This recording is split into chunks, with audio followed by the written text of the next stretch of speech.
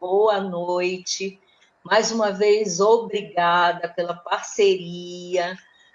Muito feliz de estar com vocês essa quinta de novo, né? No dia 23 de julho, às 20 horas e 7 minutos, dividindo com vocês a possibilidade de trocarmos, né, conhecimento e informações e também acompanharmos todos, né, juntos, né, nesse momento difícil, para que a gente possa, dando força um ao outro, seguir em frente, né, esperando que dias melhores venham, né, porque não está mole.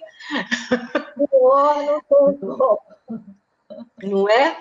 E aí a gente, com as lives, a gente então tem essa oportunidade de estar juntos outra vez. Então, pessoal, a Vera está dizendo que as quintas são maravilhosas. Ai, que bom, Verinha. A Karina, minha estagiária, também acabou de entrar. Que bom, Karina, legal que você está aí. Bom, eu queria, então, começar a nossa live de hoje apresentando uma pessoa maravilhosa. Antes da profissional, eu quero falar da amiga, tá, gente? Quero falar de uma pessoa amiga que tem... eu convivo com ela há muitos anos já, né? E é uma pessoa maravilhosa que sempre deu muitas boas contribuições no trabalho, na vida, nas relações interpessoais, e é uma excelente profissional, assim, uma pessoa, nossa, top de linha, é uma fisioterapeuta, mas é uma das melhores que eu conheço, tá? Uma das melhores fisioterapeutas que eu conheço, né? Com certeza. Domina muito bem determinados assuntos na área da fisioterapia, domina muito bem, com muita precisão, e ela faz parte da minha equipe, gente. Eu tive o prazer, né, de tê-la na minha equipe, já não é de hoje, né? Há um tempo atrás a gente já trabalhou junto numa outra formação do centro lá da UNAT, da extensão da UNAT, e agora a gente, novamente, a gente está junto outra vez, numa equipe da extensão mesmo,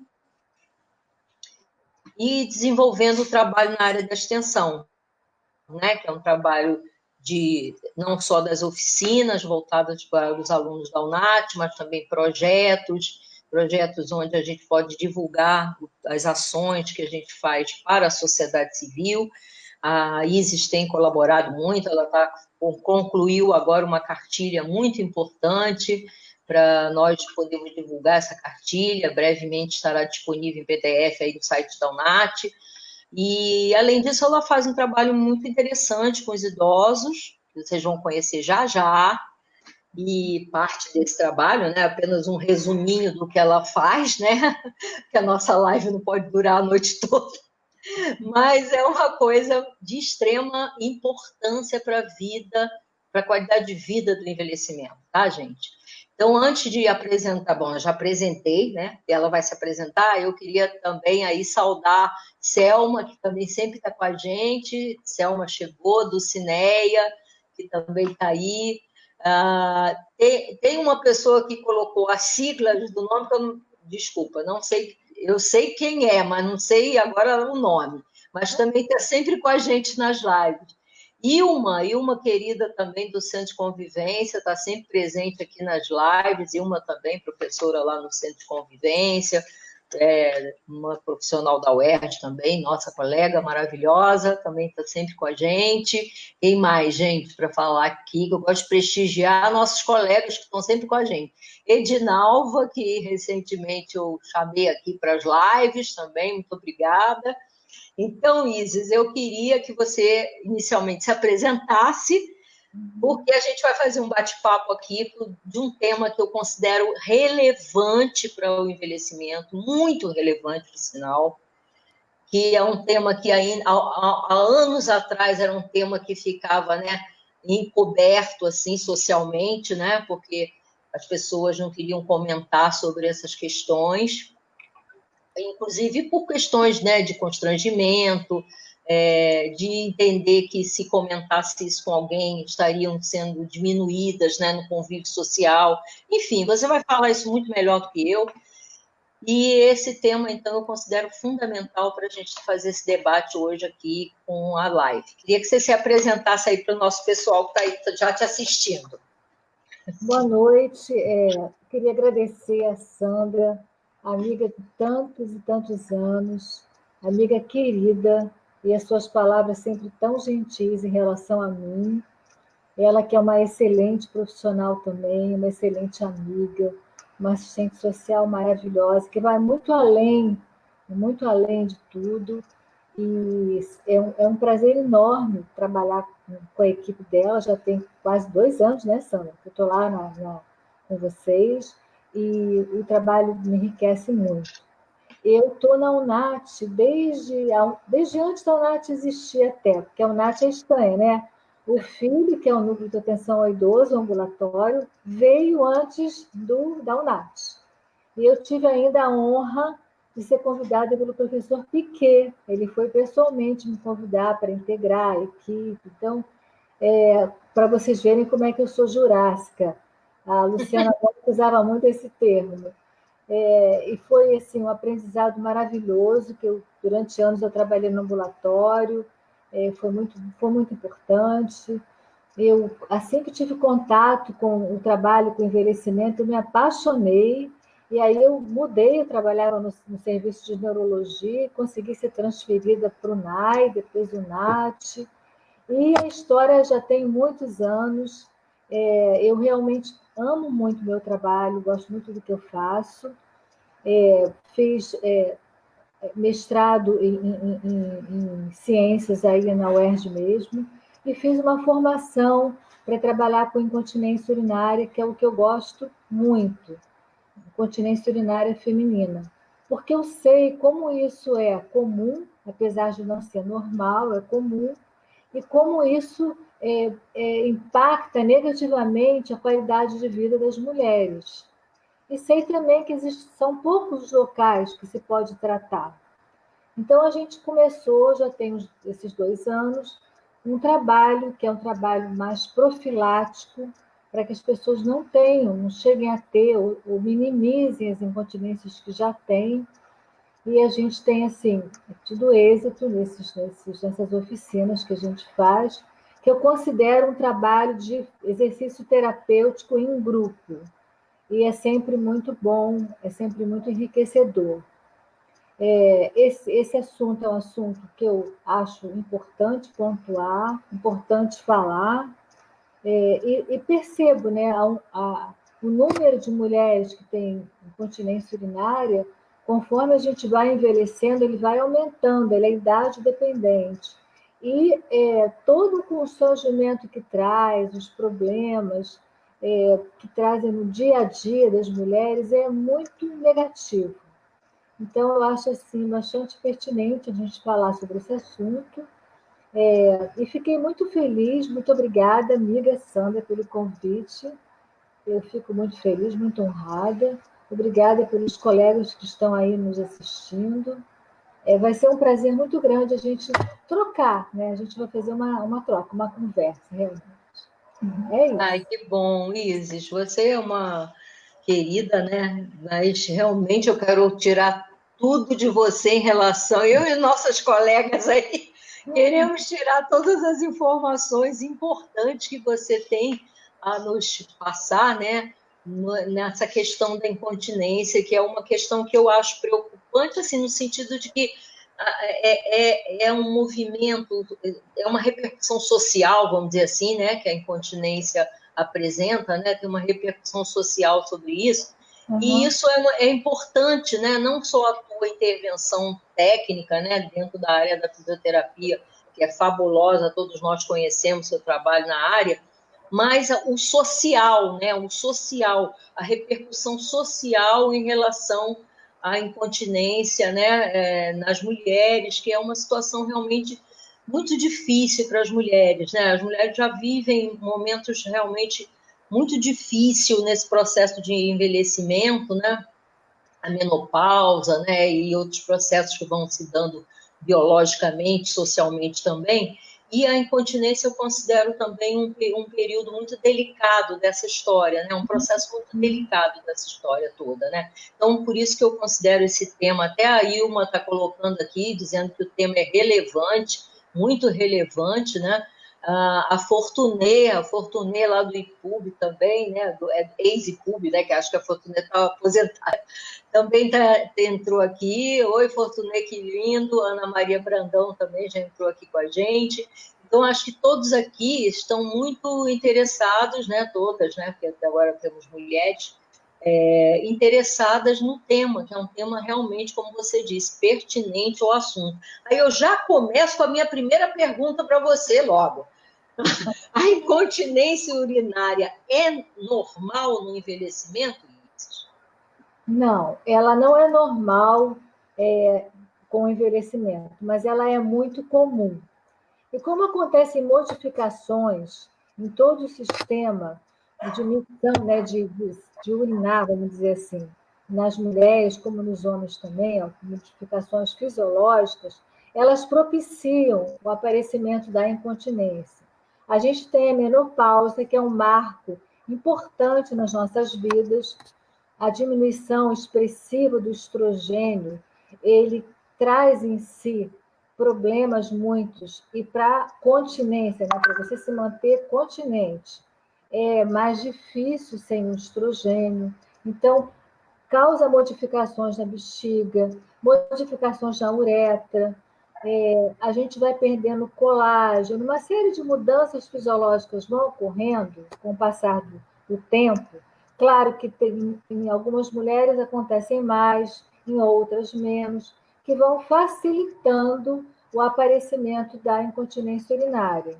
Sem falar que há doenças como diabetes, que também não são doenças que têm que acontecer, mas que acontecem com muita frequência na pessoa mais velha, que pode levar a um determinado tipo de incontinência urinária também.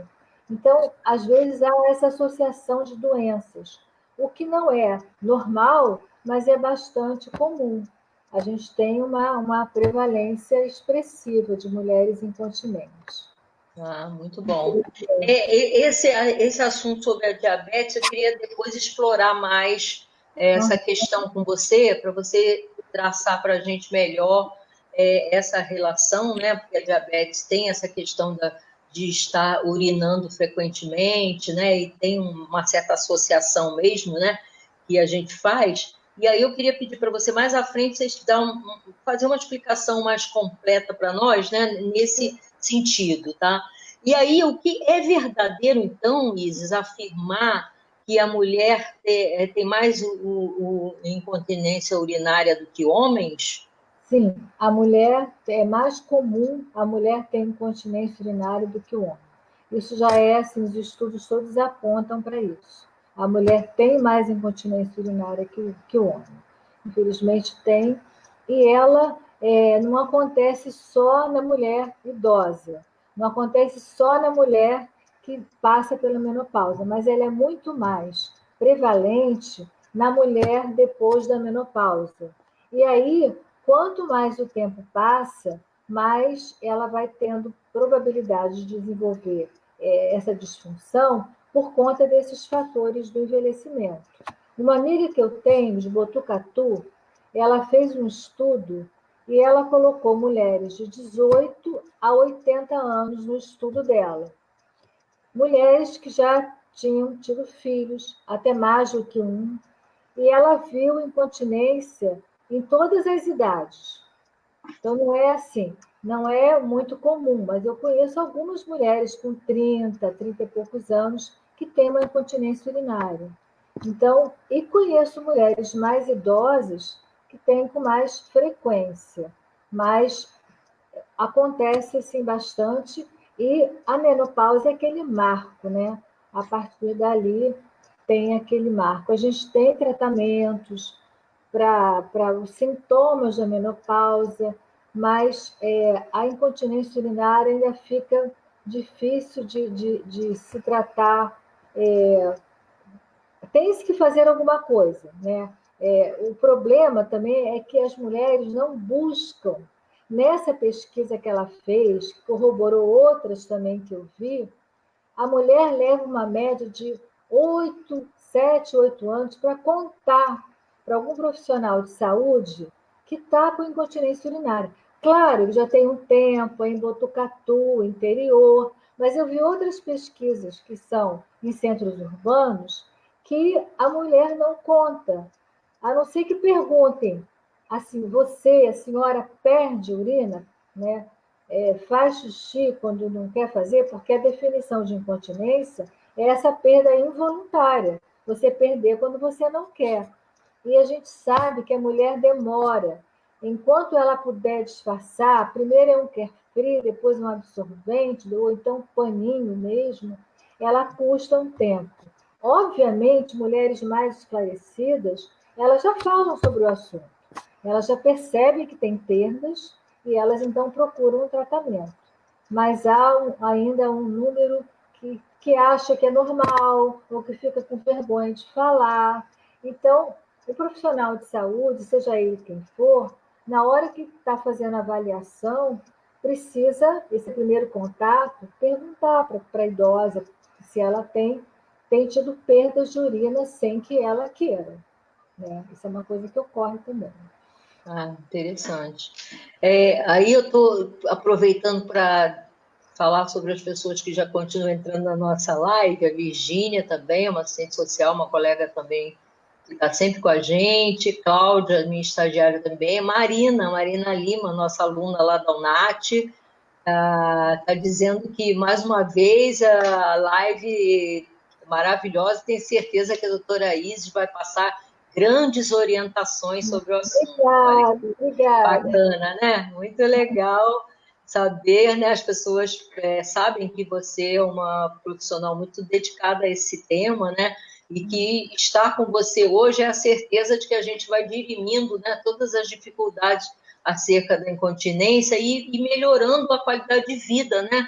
Na fase do envelhecimento, né? Isso, eu acho que o que importa é isso, né? A gente melhorar a qualidade de vida no envelhecimento, né? Quanto mais informação para a gente melhorar essa qualidade de vida, muito melhor vai ser esse envelhecimento, né? Eu até acho, assim, uma vez eu pensei que a UNAT deveria fazer um trabalho de informação melhor, até para quem não é idoso, para quem entrou na mesma pauta, para a mulher que entrou, para que ela tome cuidados em relação a isso, para que ela não chegue na terceira idade com mais problemas. Né? Exatamente. O nosso público a partir de 60 anos, mas um trabalho que a gente faria realmente profilático, para não chegar lá com tantas demandas, né? Alguma coisa. É verdade. Eu ainda não parei de pensar nisso. A Ana Maria está fazendo uma pergunta. Há diferença entre incontinência e urgência urinária? A urgência, ela está dentro da incontinência. A urgência é aquela vontade forte que você tem de urinar. De repente, ela está ligada a um tipo de incontinência, porque há tipos de incontinência. Aquela que a gente perde xixi quando a gente tosse, ou espirra, ou pega peso. E há outras que a gente chama de bexiga hiperativa, que se tem muito isso. Aquela vontade forte de você fazer xixi, e umas conseguem segurar, outras não, né? E chama de urge incontinência, porque dá vontade e perde. Então, ela é um tipo de incontinência.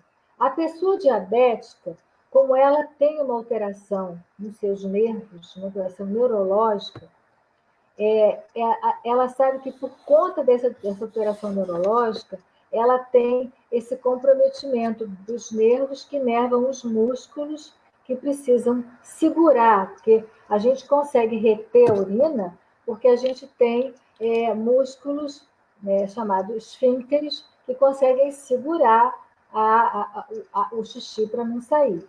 E na pessoa diabética, como ela tem uma alteração neurológica, pode haver um comprometimento. Ela pode desenvolver com mais facilidade essa bexiga hiperativa, que dá essa vontade assim, forte de você fazer xixi, E tem tratamento também, né? Tratamento medicamentoso, fisioterapêutico, conjugado, mas a urgência é algo assim que está dentro desse tipo de incontinência. Ah, tá. Bem interessante saber isso, então. Então, é importante a gente entender direitinho como se dá esse processo, né? Para mais ainda a gente ter, né, dados para saber lidar com essas questões. Eu vou te fazer uma pergunta. Quando você recebe os pacientes, essas pacientes, já com essa demanda, e com o constrangimento ainda de se colocar para você, né, como uma pessoa que precisa de um tratamento nesse sentido. Como que você trabalha esse momento inicial do paciente, ou da paciente, melhor dizendo, da paciente, em entender melhor essa questão e poder colaborar com você, profissional, na intervenção que você vai realizar? Quando eu estava no NAI, né, eu não estou mais lá, e o serviço de urogeriatria, como se chama, foi uma coisa criada por mim e pela doutora Marli. Lembra da Marlizinha? Sim, Marli. O doutor Antônio, nós criamos, então, o serviço. Mas a gente não está mais lá. E lá eu tinha essa oportunidade que eu gosto muito de tratar, né? Alguma coisa que eu tenho muita saudade. Porque realmente lá há um ambiente propício. Precisa de uma privacidade onde a mulher possa falar, né? A gente tem todo um protocolo de avaliação e se pergunta de uma forma assim, eu e a paciente, às vezes tinha outra colega atendendo uma outra pessoa, mas eu garantia a ela falar baixo para ninguém ouvir, e a gente, às vezes, não concluía essa avaliação na primeira consulta, concluía depois. E com o passar do tempo, assim, um dia, dois, eu ia explicando como é que era o tratamento, como é que iria acontecer, e ela ia, de início, um pouco assim desconfiada, porque o tratamento em si, ele é mais constrangedor ainda, né? Uma das fases do tratamento é se colocar uma sonda intravaginal dentro da vagina, por exemplo, é um dos recursos, para não dar choque, mas passa uma corrente que é como se fosse assim, um formigamento, para você conseguir recrutar, né, chamar, digamos assim, as fibras musculares para poder contrair. Porque parece que não, mas contrair a região perineal é uma coisa que as mulheres não fazem com frequência. Quando a gente pede espontaneamente, contrai a barriga, contrai o bumbum, contrai os músculos que fecham a perna, mas não contrai a região perineal. Então, a gente via alguns recursos para poder ensinar a contrair. Esse e outros, né? Na avaliação tem uma outra coisa chamada perineômetro, que quando a mulher contraía, subia assim umas luzezinhas e ela podia ver, né? Muitos recursos, biofeedback. Então, o tratamento é um local para o ambulatório, porque ela tem a chance de ver, e como é num local muito, muito assim íntimo, né? A mulher geralmente aceita, mas já aconteceu 2 casos em que as mulheres se sentiram invadidas e aí a gente não pôde continuar. A gente fez alguma coisa sem haver nenhum tipo de sonda, nada, porque há manobras que a gente faz também introduzindo os dedos, não se fez nada, mas o resultado para o tratamento não é tão bom assim. Agora, realmente, há que se quebrar essa barreira, porque não é uma coisa agradável. Eu reconheço que não é mesmo, né? É verdade, realmente. A Yaraci, querida, né, tá dizendo, tá dando parabéns assim para você, e colocando que o tema é maravilhoso e realmente é importante para todas as mulheres terem acesso, né, e conhecimento mais profundo sobre essa tua expertise aí, né, esse saber que você domina tão bem, para dividir com nós mulheres, né, com a certeza de que a gente deve melhorar, né, a nossa saúde e a gente melhora a saúde, né, Isis? Toda vez que a gente cuida da gente, né, e a gente recebe esclarecimentos como o que você está dividindo com a gente, né? Você, dizendo que está tudo lindo, maravilhoso. A Karina está falando que é muito interessantíssimo, né? Que está amando, está anotando tudo, hein? Está anotando tudo. A Karina é muito novinha, tem 20 anos ainda, mas está longe de chegar lá. Mas é bom, vai anotando, né, Isis? Vai anotando já. Está longe. O que ela Ai, ai.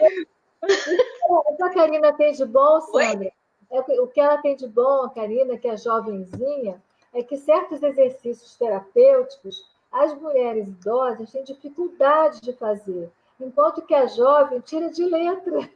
Eu já tive essa oportunidade de observar a compreensão, é muito mais, né? Muito mais rápida. Então, assim, não é bom, realmente é bom. Ela Bom, eu queria te colocar uma questão, um comentário. Levanto muitas vezes à noite para ir ao banheiro. Como lidar com isso? Isso também é algo que, com o envelhecimento, a gente tem diminuição de um hormônio chamado hormônio antidiurético. Então, como o nome diz, se ele está diminuído, você tem mais diurese à noite. E há outros fatores que levam muitas pessoas, homens e mulheres, a urinarem bastante à noite.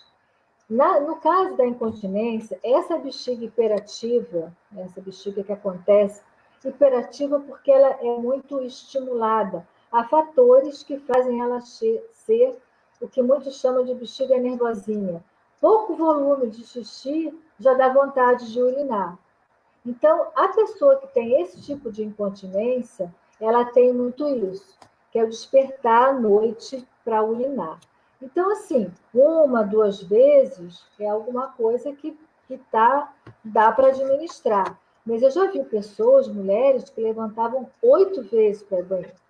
Então, não dormia. Eu até falava, é melhor você dormir no banheiro logo de uma vez, porque aí, quando está dormindo, acorda de novo. E geralmente são volumes pequenos, não é aquele volumão, né, que a gente tem vontade e sente vontade de urinar. Então, a bexiga hiperativa é um tipo de incontinência que não é incomum, pelo contrário, é muito comum acontecer e causa, entre outros sintomas, esse sintoma de você acordar à noite para você urinar muitas vezes mesmo. O que atrapalha o seu sono, você não consegue dormir. E aí você sem dormir acontece uma cascata de alterações que levam você a ter uma vida de qualidade prejudicada. Então, tratar é fundamental. Muito bom isso, nossa. A Ana Lúcia, ela está se perguntando o seguinte, pode-se você tem alguns exercícios que a gente pode fazer em casa para ajudar nessa incontinência urinária?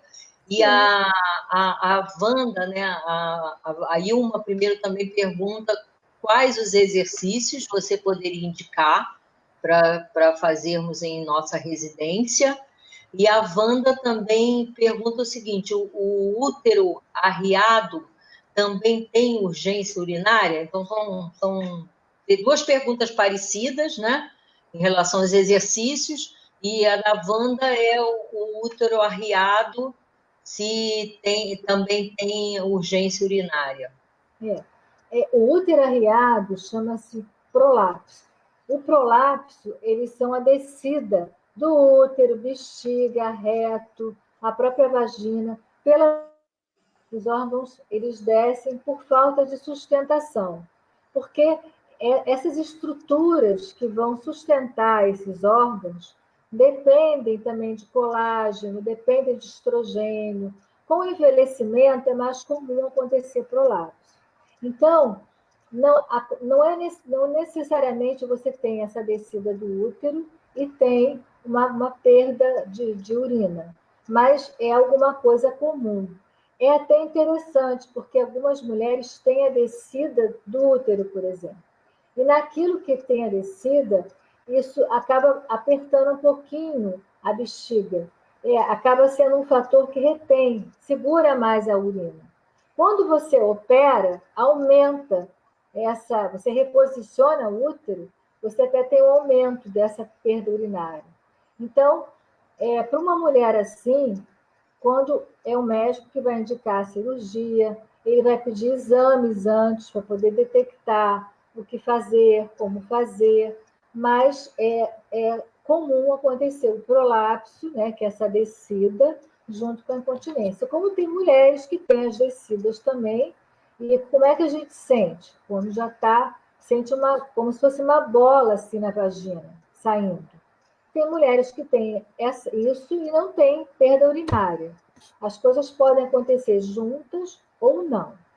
Quanto aos exercícios, a gente até tem, mas eu acho assim fundamental, antes de se fazer, eu preciso ensinar para a mulher a contrair a região perineal. Como é que a gente faz lá no nosso trabalho?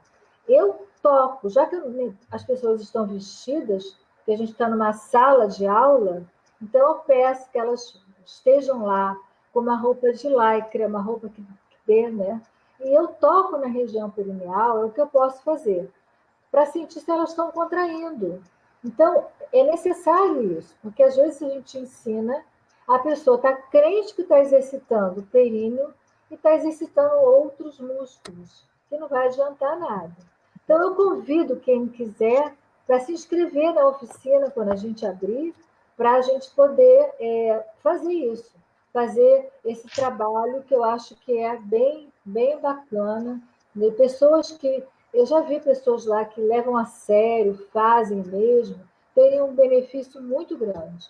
Então, eu acho Nossa, tudo para participar das nossas oficinas. nossa, maravilha.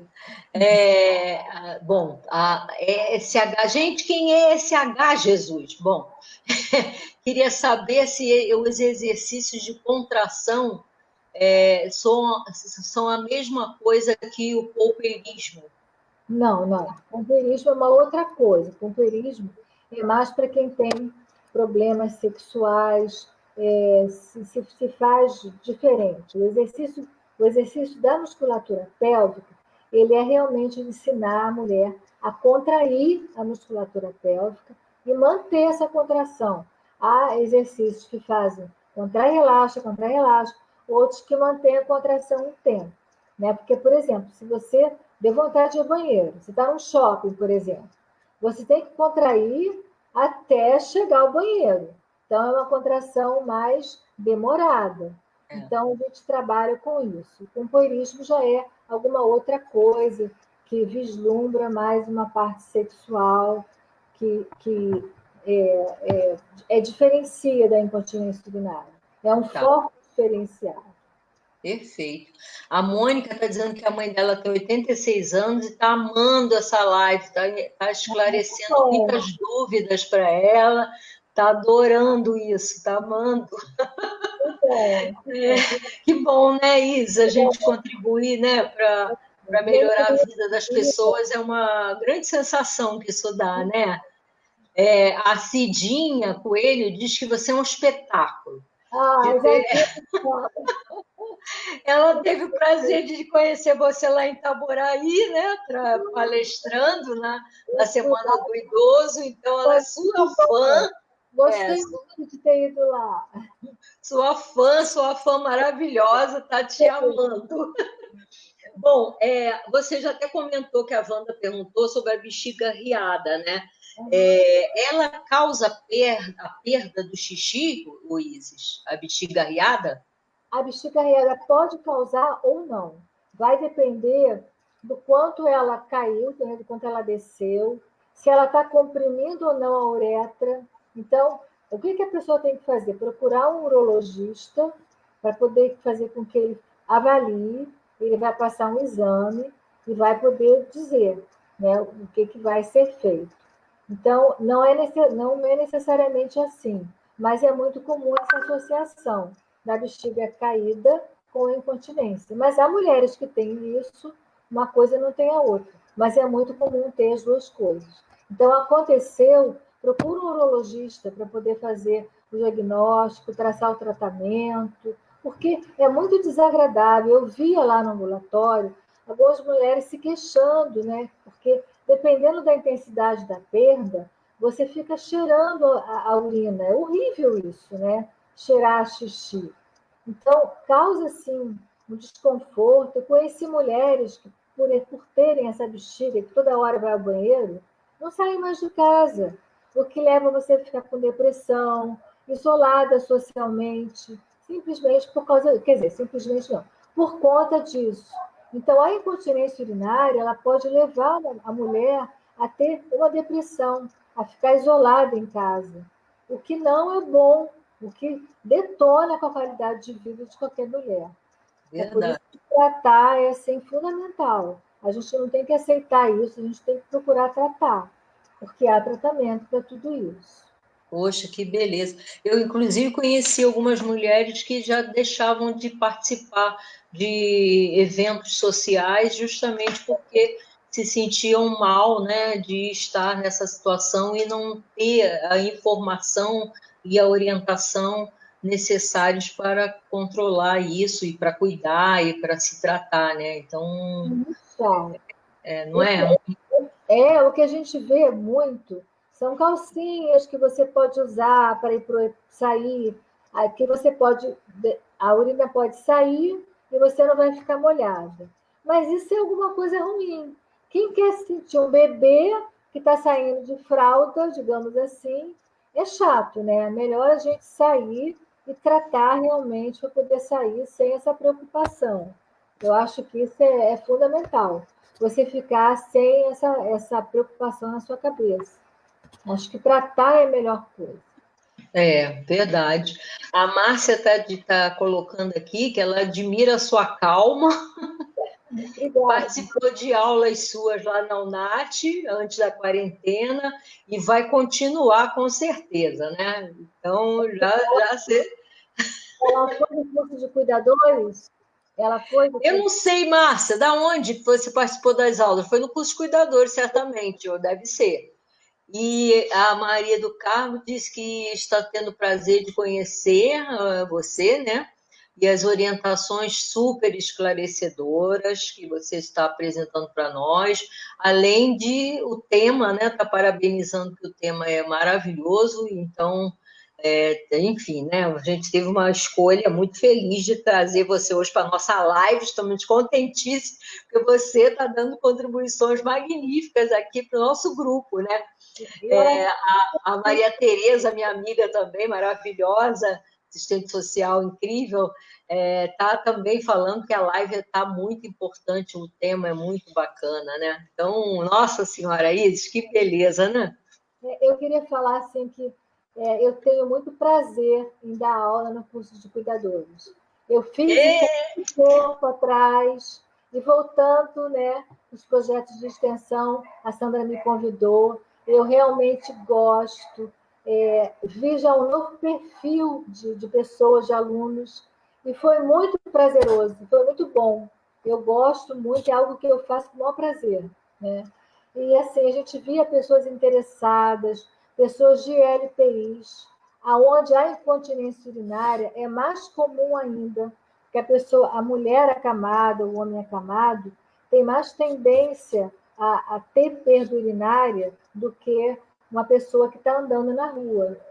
Né? Nas ILPIs é mais difícil. Né? Imagina cada vez que a pessoa quer ir ao banheiro, alguém para levá-la, isso 4, 5 vezes à noite, multiplicado por muitas pessoas. Então, é uma situação muito mais crítica em ILPIs, a questão da incontinência urinária.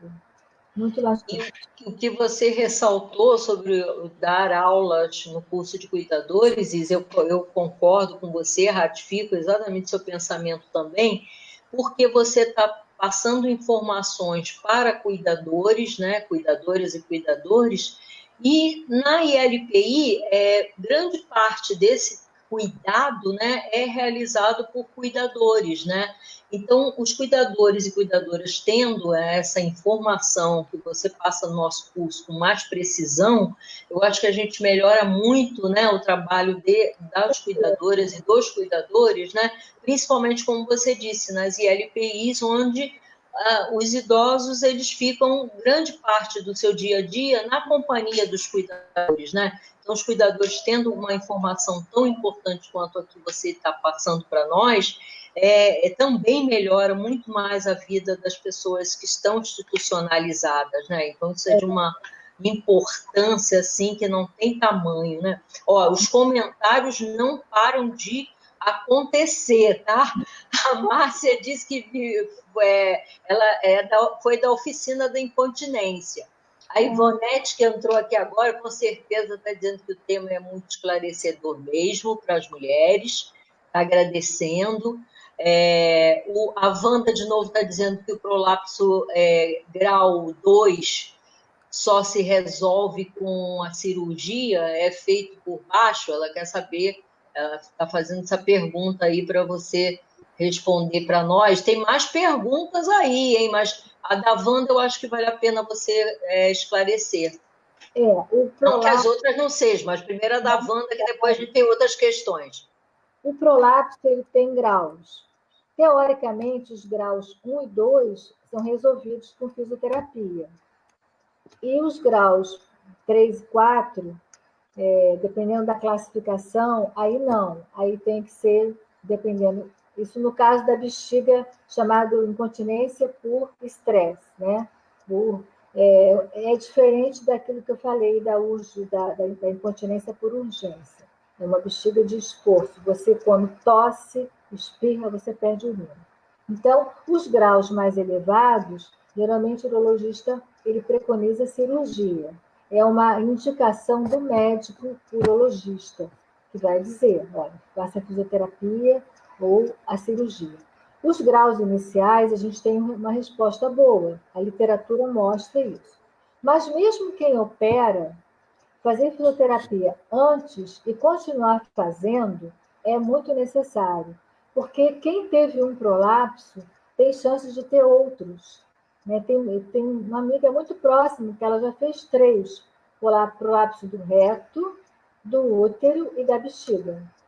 Ela que teve um filho apenas, né, porque um dos fatores de risco é você ter muitos filhos por partos vaginais, ela teve um filho, e ela já teve 3 vezes, porque o colágeno dela, que é uma coisa constitucional, é uma coisa que não é uma coisa que não é de boa qualidade. Há mulheres que têm um colágeno bom, que são mais durinhas, assim, né, naturalmente. Há outras que não. Como a gente tende a ter uma diminuição do colágeno com o envelhecimento, quem já não tinha um colágeno muito bom fica mais propício a ter esses problemas. Mas os graus iniciais a gente tratou muito e teve uma resposta bastante boa. Depende muito da paciente. A paciente tem que se envolver, a gente preconiza, tem que fazer exercício todo dia. Mas tem umas que não. A gente via, porque na hora de fazer lá, ela se enrolava toda, ela não sabia, então ela falava que fazia, mas a gente vê que não fazia nada, né? Então, depende muito da paciente se envolver. Então, quem se envolve, faz mesmo, a gente tem resultados excelentes. Né? Nossa, que bárbaro. A Virgínia, Marileia também entrou aí, está adorando, é uma outra colega, a Luciana também é uma outra colega, assistente social. A Virgínia está colocando o seguinte: a incontinência masculina é mais complicada, os homens sentem-se muito mais constrangidos. O que ela observa na LPI que ela trabalha. Ela acha que para os homens é mais difícil do que para as mulheres. É isso mesmo, Isis? Geralmente, a incontinência urinária do homem é por causa da próstata estar grande e ele ter operado.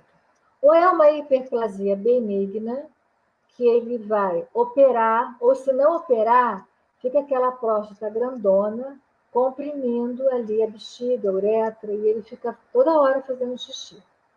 Ou ele teve câncer, e na hora de fazer a cirurgia, as sequelas são incontinência e a impotência. Há até um esfíncter artificial que se coloca, que dá uma qualidade de vida muito boa para o homem, o esfíncter artificial. Mas eu não sei se isso tem no SUS, esse esfíncter artificial. Eu vejo em pessoas que têm convênio. Então, o homem fica constrangido, até porque o tratamento para o homem é mais constrangedor. A gente tem que introduzir, por exemplo, esse aparelhinho que eu falei, no ânus. É desagradável para o homem, esse tipo de abordagem, mas não tem muito jeito. E quando ele faz uma cirurgia que é por câncer, se ele teve uma lesão que, na hora de tirar o tumor, lesionou nervos mesmo, ele não vai ter uma resposta ao tratamento fisioterapêutico, nem nenhum outro tratamento.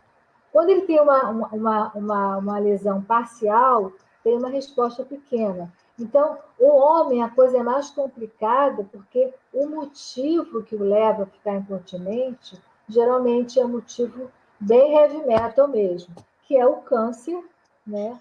Ou a hiperplasia prostática benigna, que ele pode operar, mas o homem tem medo de operar e ficar com incontinência ou mais, ficar com impotência. O que não acontece. Um bom cirurgião, um urologista cirurgião, faz essa cirurgia sem sequelas. Mas o homem não confia. Então, eu conheço um senhor que ele levanta para ir ao banheiro à noite milhões de vezes, mas ele não opera a próstata, porque ele não quer ficar incontinente. Ele prefere viver essa vida de ir ao banheiro toda hora, sair de fralda. Quando você está numa ILPI, você fica numa condição pior, né? Porque, como eu falei, não tem gente que leva a pessoa ao banheiro, aquele monte de pacientes, muitas vezes. É muito mais difícil para o homem. É muito mais difícil de abordar. Fora que o homem, ele já tem essa dificuldade de se expressar. Se a mulher tem, a gente já sabe que o homem, em tudo, eles não são difíceis, né? Para um homem, o ambulatório tem que estar muito. Eu via no NAI, no ambulatório, muito mais mulheres que homem. O homem, quando ia, ele estava morrendo já. Aí ele ia. Imagine numa situação dessa. Ele realmente é mais difícil tratar. Né? Nossa. É forte para um monte de coisa, mas adoeceu, aquela fortaleza desaba. Acaba tudo, é verdade. A Maria Tereza está perguntando se os prolapsos são ligados a esforço. E a Ana Cristina, né, diz que é irmã da Júlia, que fez a oficina com você na UNAT. Ela acha excelentes os resultados, muito bons, né? Está dizendo aqui. E, peraí, deixa eu acabar de ler aqui. Os resultados excelentes, deixa eu voltar aqui, que já está entrando muita pergunta. Quando os exercícios são constantes, né? Então, ela está falando isso, né? Manda beijos também para você. Então, a Maria Tereza está perguntando se prolapso está ligado a esforço. Os fatores de risco para prolapso são relativos, eles são esforço, atividades que fazem esforço, tanto atividades que pega peso, como gente que faz malha em academia com muito peso, tosse constante, quem tem uma bronquite, tem tosse constante, é um fator, né? Uma pessoa que está muito acima do peso é um outro fator também que faz. Mas o fator mais preponderante é essa questão, né, de um colágeno ruim que não sustenta bem. Mas, com certeza, demais é um fator de risco. Se você tem um colágeno ruim e pega peso, essas duas coisas podem levar ao prolapso com mais facilidade, com certeza. Tá. E responde uma coisa, tem exame para detectar incontinência urinária? A Deise disse que fez um exame e deu negativo. Tem um exame chamado urodinâmica, que se faz para saber se a mulher tem incontinência e que tipo de incontinência ela tem. Né? Quando a mulher vai operar um prolapso, por exemplo, se faz esse exame rotineiramente para saber se ela tem, junto com o prolapso, a incontinência urinária. É um exame que, teoricamente, tem no SUS, mas é difícil fazer. É um exame difícil fazer. É um exame constrangedor também, mas ele é muito elucidativo. Ele dá dados assim maravilhosos. Só que não é uma coisa muito fácil. No nosso hospital Pedro Ernesto, antes da pandemia, era difícil fazer, não era fácil. Então, assim, não é muito acessível, mas tem sim, tem. Aí a gente que dá jeitinho para tudo, a gente tem uma coisa chamada diário miccional, que é um exame que você faz 3 dias, você colhe tudo que você bebeu de líquido e anota a quantidade e a hora, e tudo que você urinou, a quantidade. 3 dias e noites, é chato isso, né? E aí a gente tem uma noção, assim, do quanto que urinou, qual era quanto de volume que urinou, dá para ter uma ideia, dá para ter uma ideia. Mas o exame assim, excelente é a urodinâmica. Ah, tá. Onde Interessante. fazer, né? Interessante. A Luciana está perguntando, as mulheres poderiam repor o colágeno, tipo Verisol? Olha, o que se fala, há estudos que mostram, médicos que falam também, que não é uma coisa que se repõe. Há outros que falam que se repõe.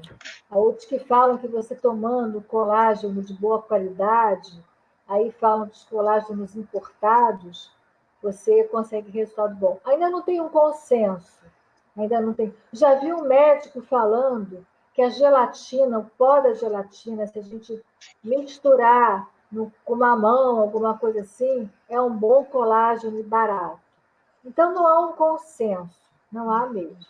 Mas o que Certo. se sabe é que é mais alguma coisa constitucional. Eu só queria mostrar, Sandra, esse é o diário miccional, não dá para ver muito bem, eu acho. Hã? Está vendo só? Dá para notar nesse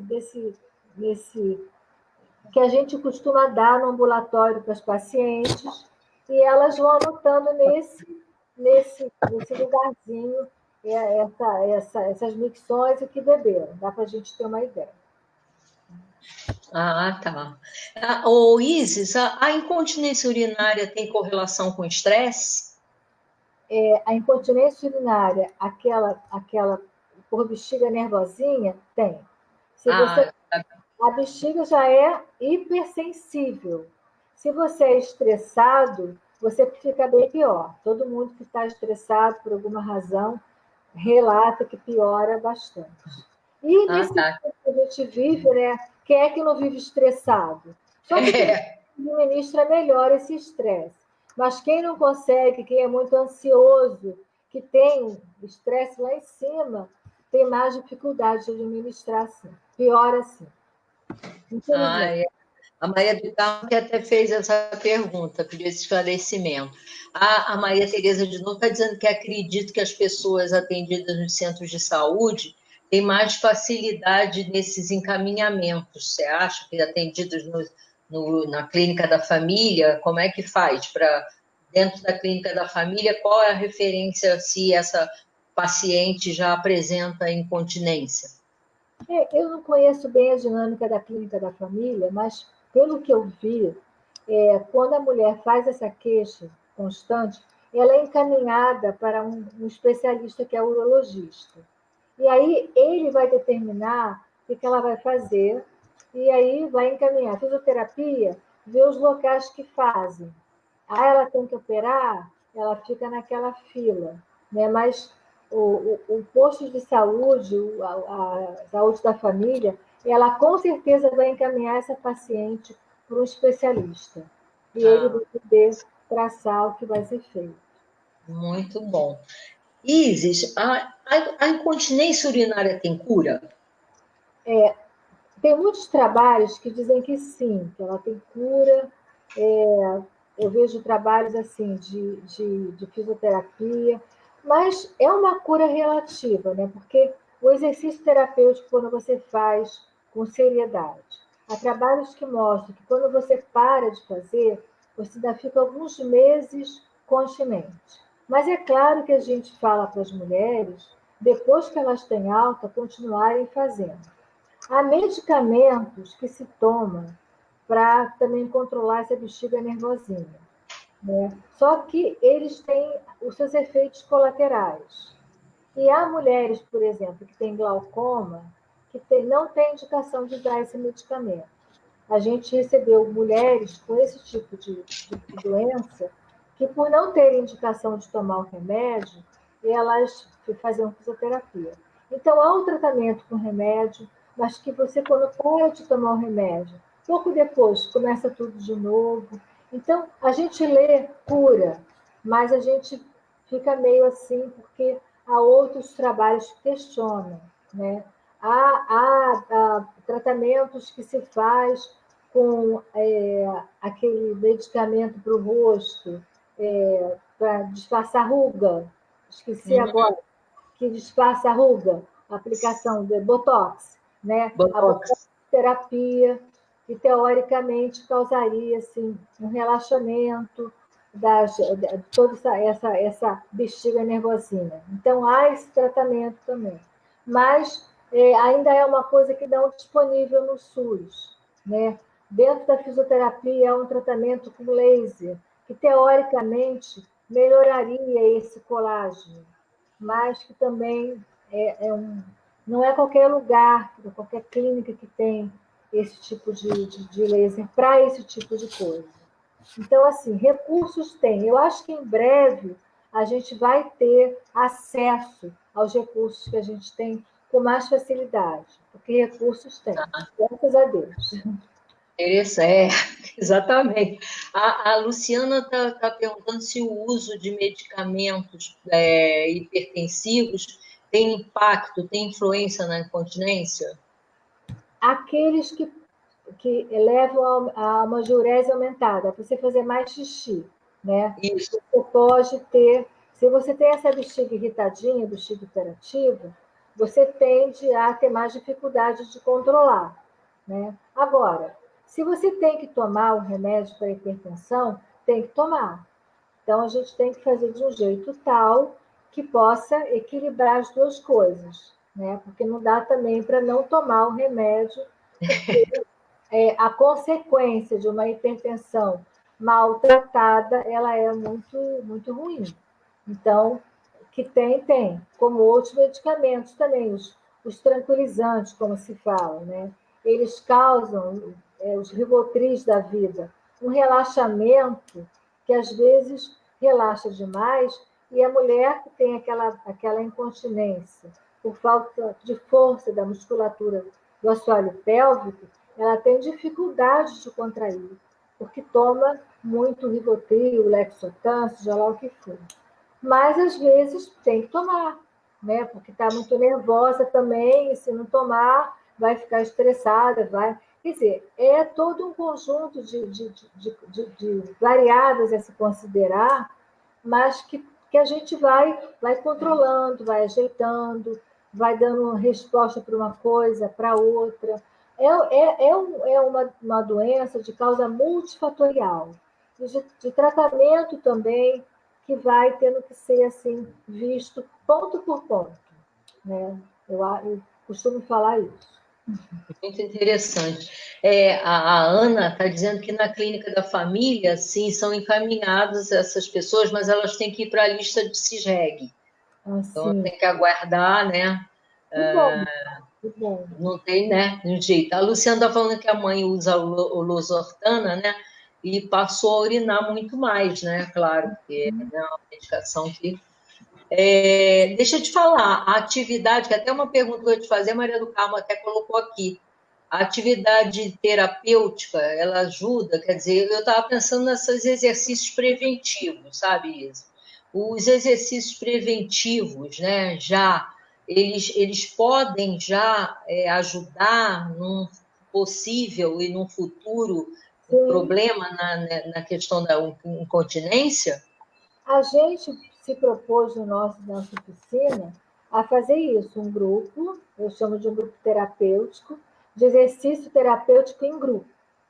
Mas seria para quem não tem incontinência, para exercitar muito a musculatura, Só que, na realidade, a gente tem pessoas muito doentes, que têm uma incontinência grave, e quando é grave, eu tento encaminhar para algum lugar, porque não é ali o espaço para tratar, mas o exercício, antes que aconteça, ele é importante. Eu acho que a partir do momento que a mulher entra em menopausa, ela tem que começar a fazer exercício para a região pélvica.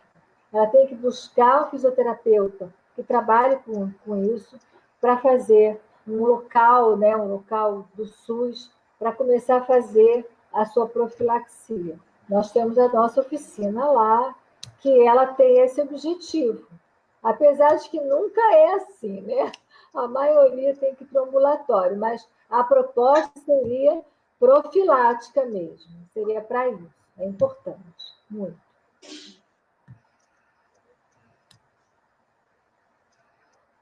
Outra pergunta?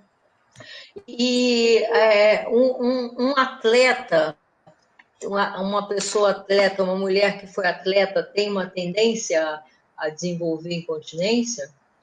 Se ela foi uma atleta de impacto, aquelas que pulam e pegam peso demais, ela tem, por um lado, esse fator, mas quem é atleta geralmente tem um colágeno bom, né? Ela tem musculatura forte e essas estruturas que sustentam a bexiga, o útero, o reto, elas têm uma ligação com os músculos. Então, essas pessoas têm uma proteção, que é atividade física constante, mas atividade de impacto, que pula muito, que elas também são um fator de risco menor, porque essas pessoas exercitam. Né? E o músculo, muito embora não seja na musculatura pélvica, mas elas têm todo o corpo que faz exercício e que tem músculos que transmitem essa melhor qualidade desses tecidos, né, por conta do exercício físico. Então, eu nunca, se bem que eu sempre tratei de idosos, mas eu tenho uma amiga que ela trata de mulher e ela tem um percentual de atleta muito pequenininho, quase nada. Né? Geralmente não é atleta. Ah, tá. Somente, você até já passou por essa questão, né? Mas somente a mulher idosa tem incontinência urinária? Não, não. Qualquer mulher, como eu falei com você, essas mulheres lá do estudo da minha amiga, foi a dissertação de mestrado dela, mulheres de 18 anos apresentavam incontinência. Eu conheci moças de 30 e poucos anos, com uma incontinência importante mesmo.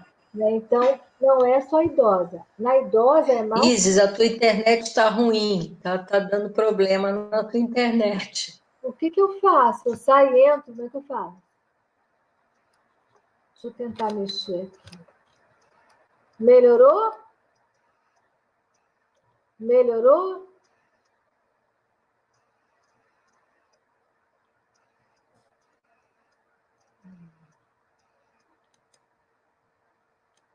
Deixa eu tentar entrar de novo.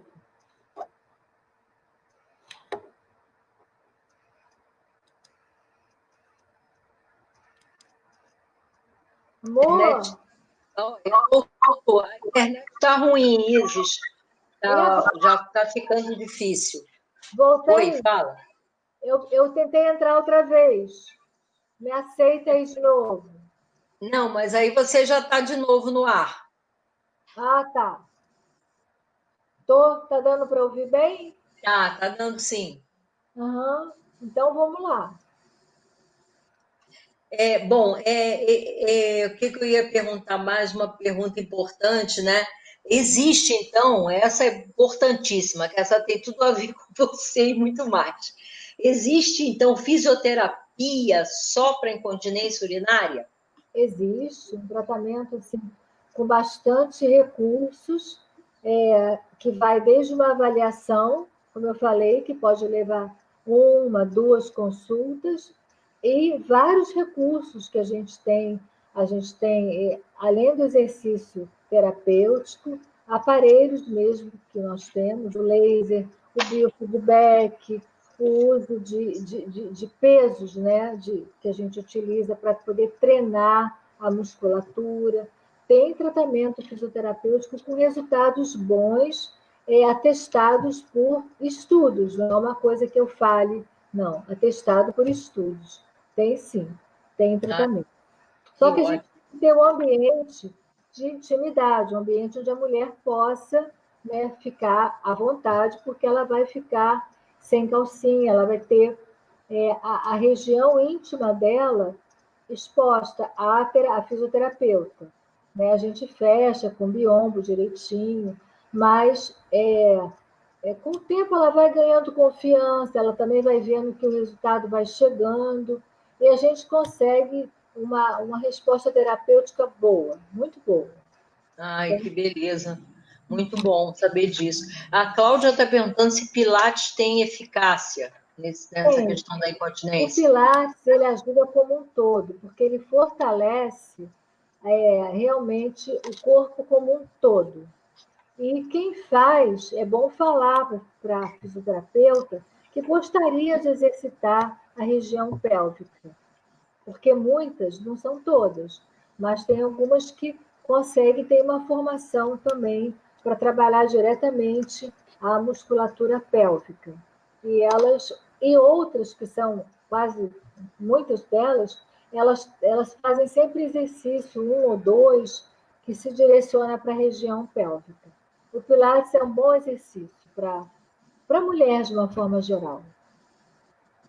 Ai, que ótimo. Bom, o que é o tratamento, então, comportamental para a incontinência urinária?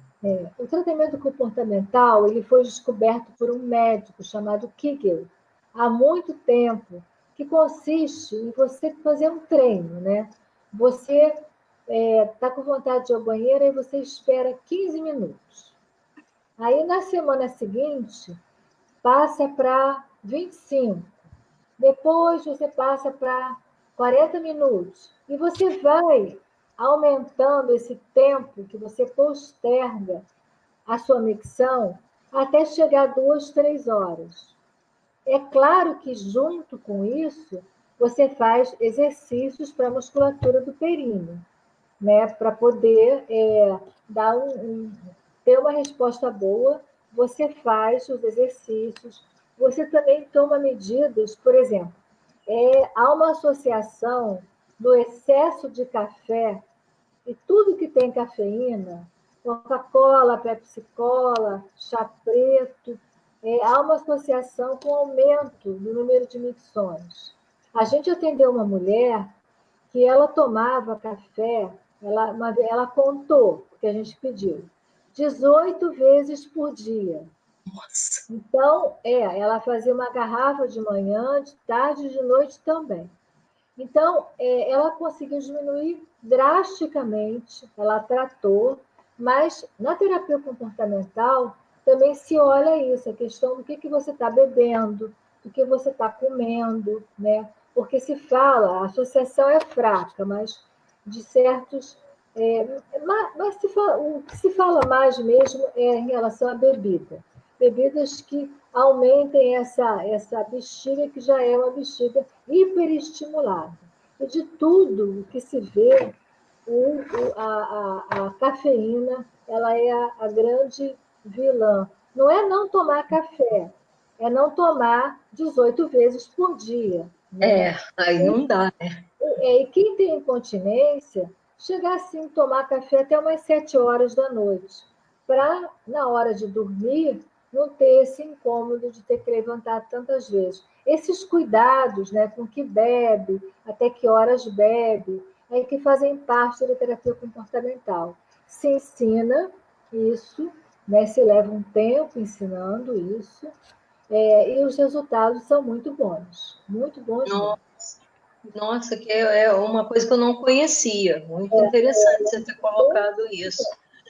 Bom, aí eu queria novamente te pedir, Isis, se você pudesse aprofundar melhor a questão da diabetes, eu vou dizer por quê.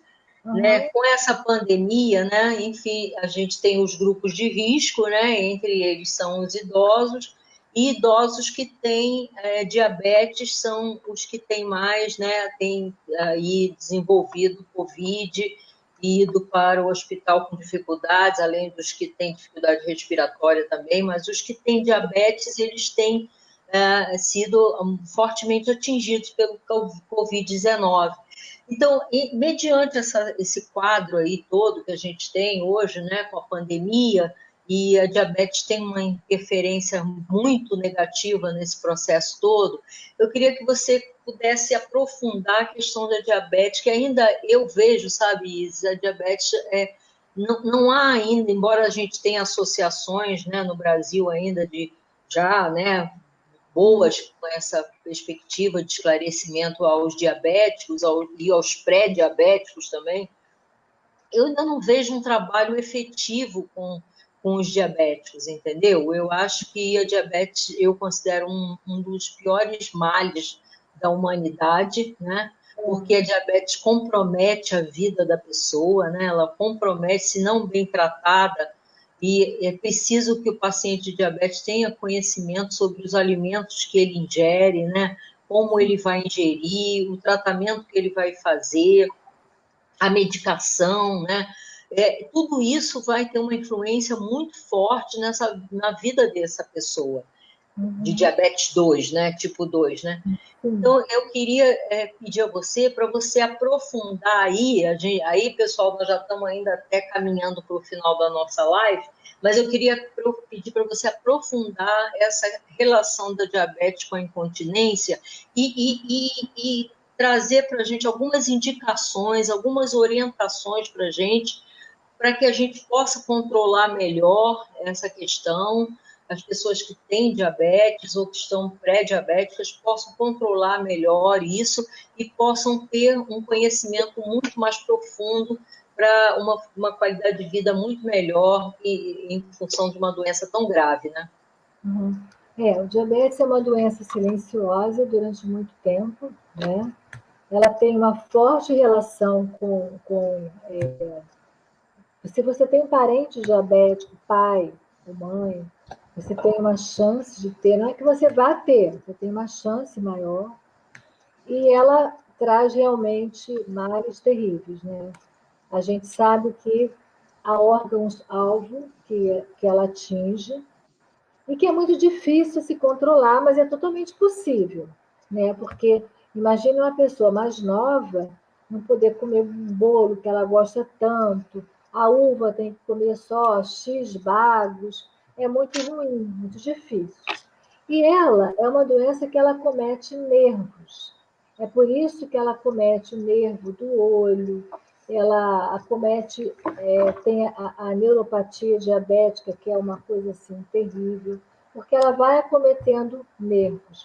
E ela pode acometer esse nervo, porque a gente tem nervos, a bexiga, a nossa micção, o ato de urinar, ele tem nervos que saem da nossa coluna, né? Primeiro na nossa cabeça, no cérebro, depois eles vão para a coluna, lombar e sacra, e eles vão inervar bexiga, esse conjunto de músculos chamado de esfíncter, tudo isso. Então, o diabético não controlado, ele pode ter um comprometimento dessa inervação por conta disso. Assim como ele pode ter comprometimento do nervo que inerva o olho, por isso que ele tem retinopatia diabética e outros nervos também. Há diabéticos que têm um controle rígido da doença e, mesmo assim, a doença acomete alguns nervos, né, em algum grau. Mas existem os remédios hipoglicemiantes, existe, num grau maior, a própria insulina, mas é difícil, eu vejo isso, aquele diabético que em algum momento não chuta o balde e, né, come tudo e acaba mal.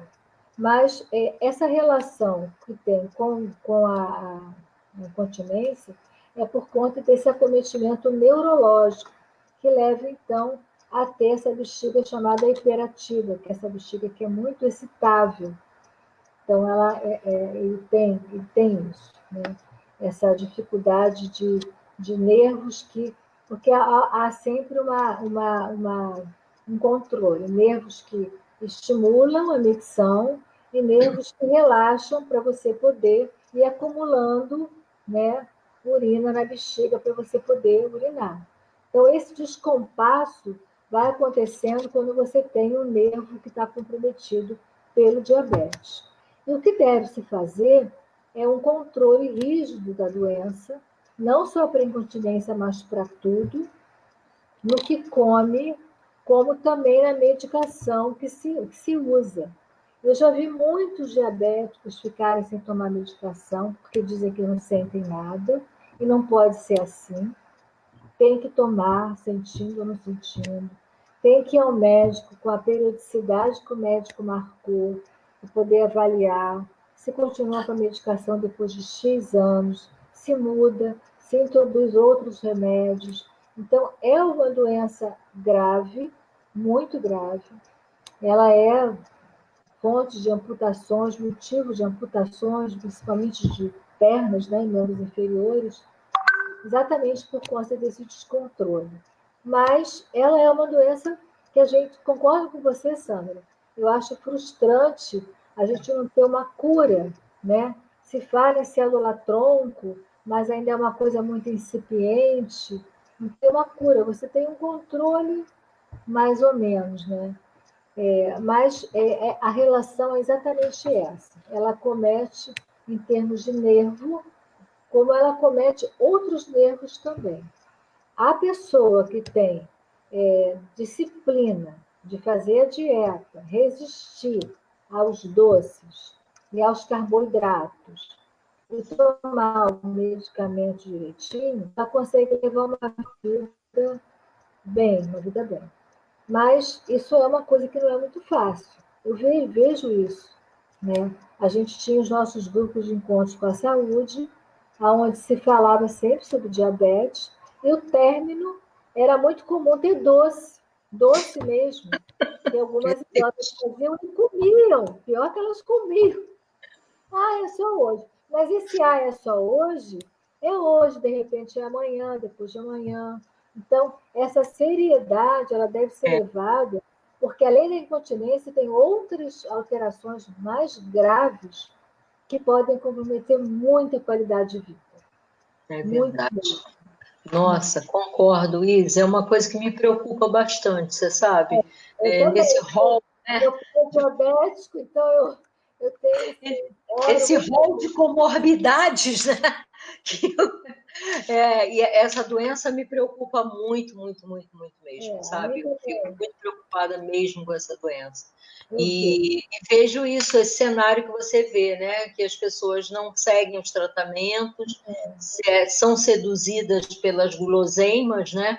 Ao invés de mudar o estilo de vida, né? E a alimentação também. E as consequências são muito ruins. Eu acompanho pessoas aqui na vizinhança que eram pessoas diabéticas que foram perdendo os membros, perdendo a visão, né? Então, isso é uma coisa que me incomoda, assim, me preocupa demais, eu fico tensa com esse tema, sabe? Muito tensa mesmo. Isis, nós estamos terminando já a nossa live, mas eu queria dizer que a Lília, né? Lília, filha de Terezinha Duarte, está dizendo que está morrendo de saudade. Um beijo, Lília. O William, que entrou agora aí também, está batendo palmas para você. A Mônica disse que a mãe dela está doida para entrar na oficina, viu? Ela está encantada com as informações que você passou aqui na nossa live, está apaixonada, quer entrar nessa oficina, mas não é possível. Vai ser um prazer tê-la conosco lá, vai ser um prazer. A Lília, eu quero mandar um beijão também, que a Lília tem acompanhado muito as nossas lives, tá? A Lília tem acompanhado demais nossas lives, então estou mandando um beijo muito grande. Isis, ela acabou de mandar 1000 beijinhos para você, viu? Para ela também, para a mãe dela também, na Terezinha. Mãezoca. A tua mãe e os teus filhos na pintura, hein, Lília? Vi hoje no Face, hein? A Adriana também está dizendo que essa conversa foi muito gostosa, adorou. Nossa, todo mundo, Ivonete, parabenizando também para você pelo trabalho maravilhoso. Né? Você é muito conhecedora do tema, a gente percebe, quando a gente sabe que o profissional domina, a coisa flui de uma forma, um instantinho passou, e a gente, poxa, teve o prazer, né, de poder desfrutar um pouco do seu saber, isso para nós é uma honra, então a gente está muito feliz, eu quero te agradecer, Isis, muito obrigada. E hoje é aniversário da Terezinha. Terezinha! Feliz aniversário, beijocas! Manda beijo, Lília! Manda o meu também, o meu parabéns. Eu queria também agradecer a você, amiga, por ter me convidado, agradecer a quem assistiu. É um prazer muito grande participar. Né? É uma mão dupla, mão dupla. Eu aprendo, ensino, mas aprendo muito também. Foi um prazer muito grande, muito obrigada. E vamos, quem sabe, rever muitas de vocês na nossa próxima oficina. É verdade.